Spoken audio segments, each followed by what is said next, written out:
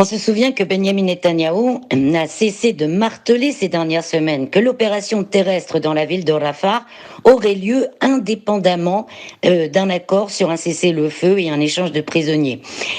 L'armée israélienne, hier, a donc commencé à émettre des ordres d'évacuation des dizaines de milliers de familles déjà déplacées pour la plupart, installées dans des tentes dans les quartiers orientaux de la ville de Rafah. Au même moment, les officiels israéliens ont commencé à justifier ces préparatifs pour une invasion terrestre de Rafah en déclarant que le refus du Hamas d'accepter la dernière proposition pour un cessez-le-feu forçait Israël à lancer son opération terrestre, ceci en contradiction totale donc avec les déclarations précédentes. Les officiels israéliens se sont en fait en soirée retrouvés un peu pris à leur propre piège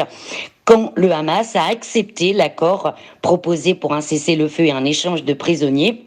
Ce qui n'a pas empêché 2 heures plus tard le cabinet de guerre israélien de décider de refuser le projet et de lancer son opération terrestre dans la ville de Gaza, où les chars sont entrés durant la nuit. Ils se sont notamment dirigés vers le poste frontalier avec l'Égypte et ont commencé à détruire les installations pour le transit des passagers dans la partie palestinienne de ce poste frontalier qui, depuis octobre, a donc été transformé en point de passage pour l'acheminement de l'aide humanitaire. De violents combats étaient également signalés dans toute la zone, près du couloir de sécurité aussi, qui longe la frontière entre la bande de Gaza et l'Égypte, où des dizaines de milliers de familles déplacées avaient également installé des tentes. L'armée israélienne donc avait dit à ces familles de se déplacer dans des zones dites humanitaires, mais selon les Nations Unies, ces zones sont déjà surpeuplées et manquent de services de base.